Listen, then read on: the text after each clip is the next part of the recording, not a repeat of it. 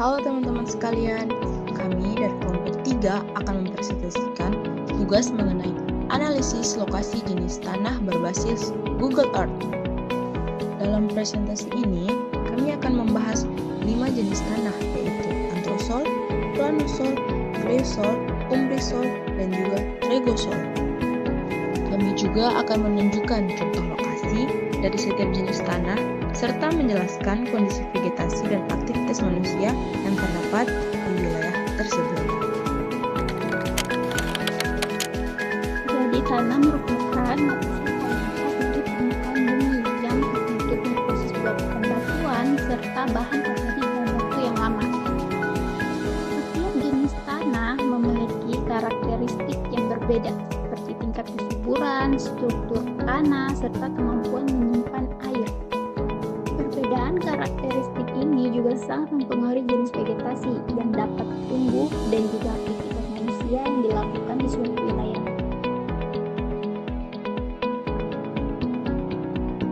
Sekarang saya akan menunjukkan lokasi dari 5 jenis tanah yang dapat dianalisis menggunakan Google Earth. Lokasi yang pertama itu berada di Indonesia, lebih tepatnya di Tegalalang, Bali.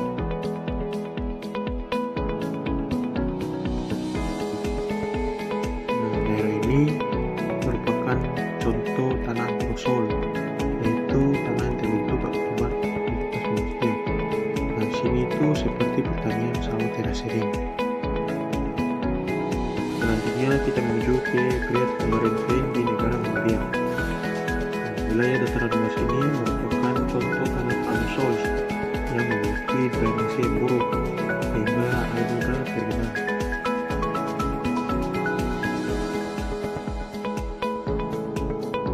Lokasi berikutnya adalah Soma National Park di Estonia.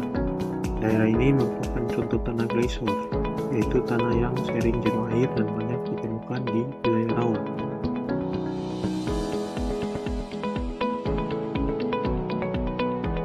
Selanjutnya kita menuju ke pegunungan Andes di Ekuador. Nah, wilayah ini merupakan contoh tanah umbrisol yang biasanya terdapat di daerah pegunungan dengan kandungan organik yang tinggi.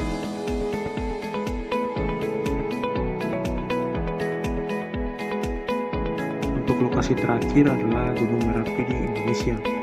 Daerah ini merupakan contoh tanah regosol, yaitu tanah muda yang terbentuk dari material vulkanik hasil dari letusan Gunung Merapi.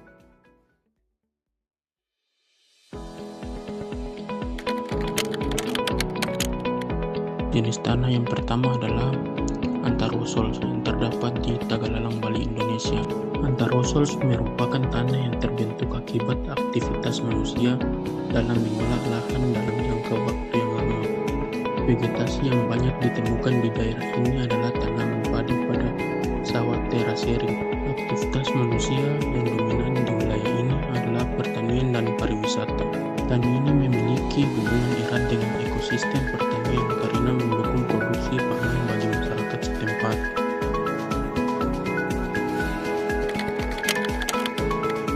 Jenis tanah berikutnya adalah planosol yang dapat ditemukan di Great Hungarian Plain di Hungaria.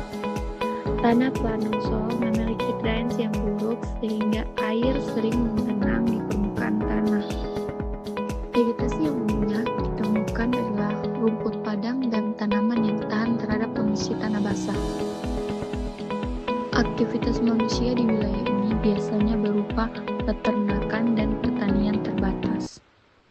Kondisi tanah ini mempengaruhi ekosistem karena hanya jenis tanaman tertentu yang mampu tumbuh. Jenis tanah selanjutnya adalah greysol yang terdapat di Soma National Park di Estonia. Greysol merupakan tanah yang sering jenuh air karena permukaan air tanah yang tinggi. Vegetasi yang tumbuh di wilayah ini biasanya adalah tanaman rawa dan hutan basah.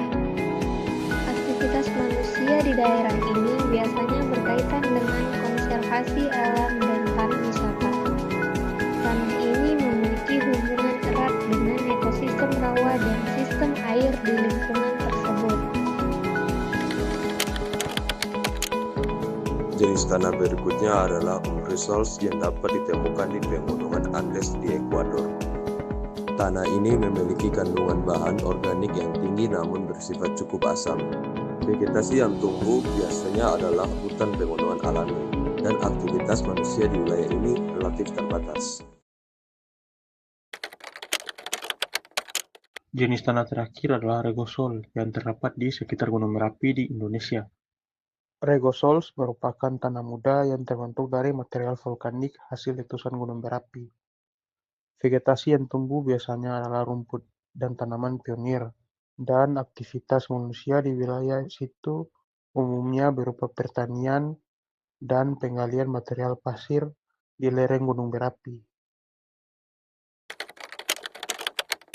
Sebagai kesimpulan, setiap jenis tanah memiliki karakteristik yang berbeda yang dapat mempengaruhi vegetasi, aktivitas manusia, serta ekosistem di suatu wilayah.